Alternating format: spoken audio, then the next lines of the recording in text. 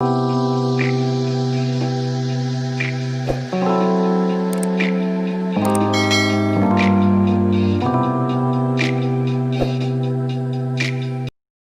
is good, fam? Either welcome or welcome back, okay? If this is your first time tuning in, or if you're a regular, I appreciate you. Sheba, also known as BARESIN&LIPS, that is my name. And if you guys can see according to the title, it's going to be a book review, okay? I've been slipping on my book game, not reading, but I just haven't been uploading or posting reviews as much as I would want to. So yeah, let's go ahead and jump into it. Now, listen, if you have not, guys, like really, do that. All right, make sure that you share the content. Every week I'm dropping new content, and it's going to be a little bit of everything, okay? So make sure you hit that notification bell so anytime I'm dropping new stuff, you can fall through and check it out, okay? This is a book. Dr. Darius Daniels. The name of the book is called Relational Intelligence.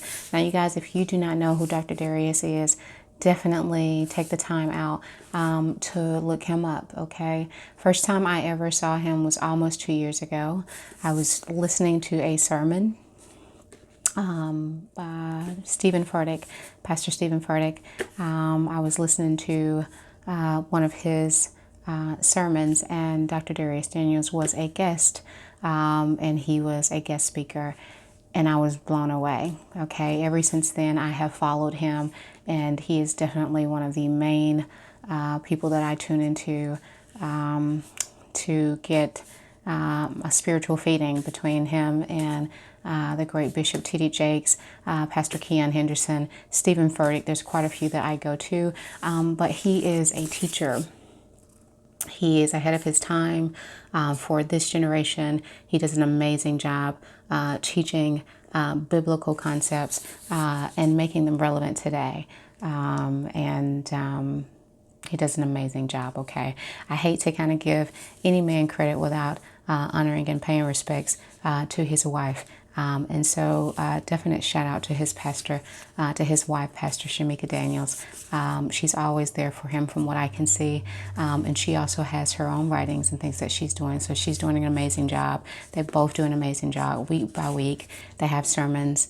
Their church, they have live sermons every week on YouTube along with their own website. So that is what we're going to be discussing today, relational intelligence, you guys. So if you see me looking down, of course, I have some notes that I just want to kind of point out for you. But what sticks out for me on this is, so this concept that he brings to the forefront is to love biblically.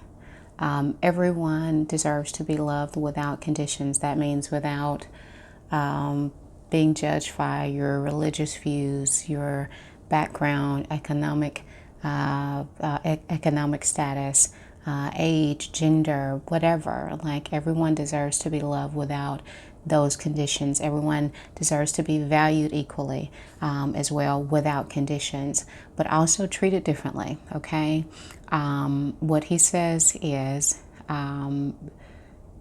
you can treat everyone, or everyone deserves to be treated right, but not the same. And that made so much sense to me, because everyone in your life doesn't add value to your life, okay? I personally have family members that I don't speak with regularly.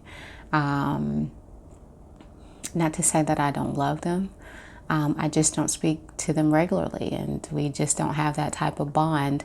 But if they call me, then I try to be there as much as I possibly can. You know, so it's just like, you know, you treat the people that really are loyal to you, your friends, the family that are there for you, you know, those ride or dies. You kind of do have a different standard that you hold for them. You answer their calls quicker. You respond. You try to do things as they ask you to do quicker than someone that may not be as loyal, or has proven themselves not to be loyal in your life, but you still have some type of love for them. I definitely have that in my life. I've had people in my life that in a certain season, I needed them, and I think we needed each other.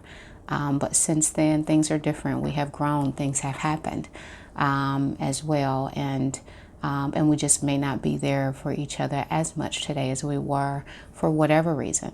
But it doesn't mean that I don't love them anymore or any less. It's an understanding of where you place people in your life and what category that you place them in. And so I just want to kind of go over a few things with a few of the categories that he talks about in the book.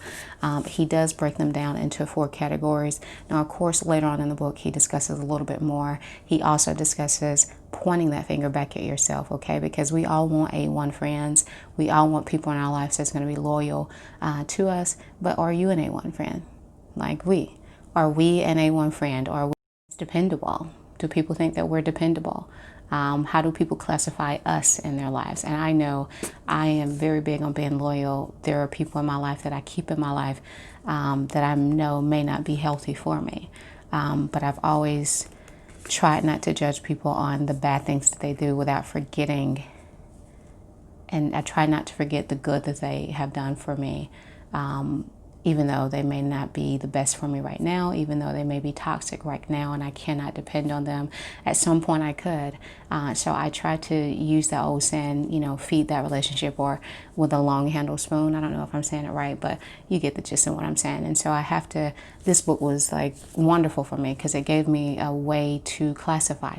So the first classification that he gave was friends. Who are your friends?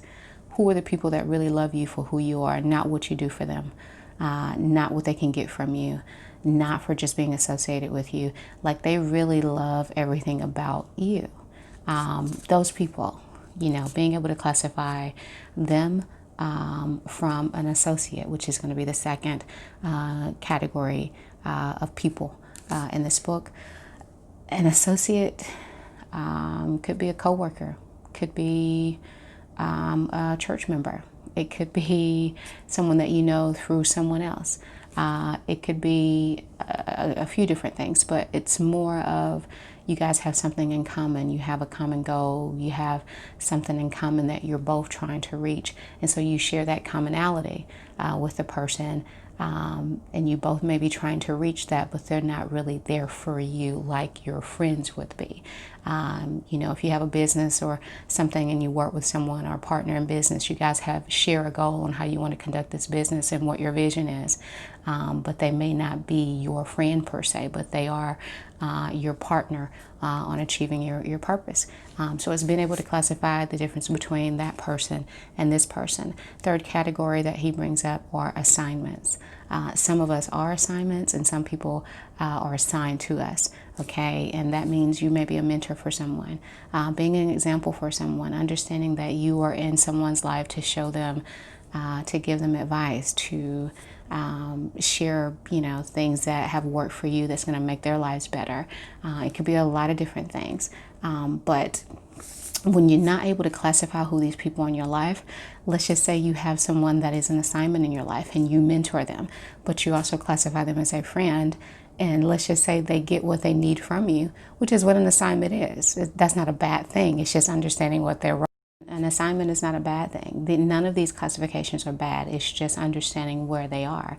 So, and how to classify them. So if you have someone in your life that is an assignment and they came in your life to learn from you, to get knowledge from you, and you're a mentor, or you're in someone else's life and they're mentoring you, however that goes, once they get what they need and they no longer are there, if you didn't have that classification, excuse me, if you didn't really understand what they were in your life for and what you're in their life for, you may be offended. You may get in your feelings because they got what they needed and they're just not there as much as they used to. They don't need you as much as they used to. And that is where understanding that they may not be a friend. Like they could turn into a friend. All of these could turn into the other, one of the other. An associate could turn into a friend. A friend could dwindle and turn into an associate. But understanding that it's going to save you a lot of heartache and trouble along the way. So if I know I'm here to be purposeful and be an example for you, I'm not going to trip. If you leave and do great things, and I only talk to you every now and again, it's just understanding that role. And then the last category, you guys, is advisors. And so I don't like to talk much about the book because I don't want to spoil it if you want to read it or if you want to get the audio for it. Okay, great book. It's not a long read. It's about 200 pages. It does give you examples at the back about how to handle certain situations, how to have conversations with people that want to, understand where they are in your life and why things are changing. And so it's great. Okay. Definitely would give this 5 thumbs. You can pretty much purchase this wherever books are sold. I believe I got this from Amazon. I'll leave a link in the description box of where I purchase it or where you can purchase it. But anywhere books are sold, you can get it. And again, it came out earlier this year, 2020, and it's worth it. Not only is it a good read, not only is it informational, but it is content that you can use, that I have used and that I do use in my life on a daily basis. Okay, so yes, that's it for me, guys. Okay, without further ado, you guys, please again, do that. Okay, share it, drop back through next week to see what I'm dropping. I do have some great content coming as well. I want to give a shout out to Barack Obama's new memoir that's just came out over the last week or two. I'm excited about reading it. I'm a little behind on it, but he sold over 800 copies in the first day, you guys. The only person highest selling memoir to date is his wife, the beautiful Michelle Obama, with her Becoming book. She is the highest selling memoir. She sold, the last time I checked, it was over 12 million, and it's probably reached another number by then, but I don't think if anyone is going to pass her, it may be her husband, which sold almost, like I said, over 800,000 in his first day, just a few days ago. Okay, so, and I do hear it's a book. It's a 700-800 page book, so you're going to be reading for a minute. So I'll keep you guys tuned in on that once I get it and once I read it. Look forward for that review. And again, until the next time, you guys, be kind, be a blessing to someone, and you and your family stay blessed as well. It's your girl Sheba signing off for the count. Bye-bye. Peace.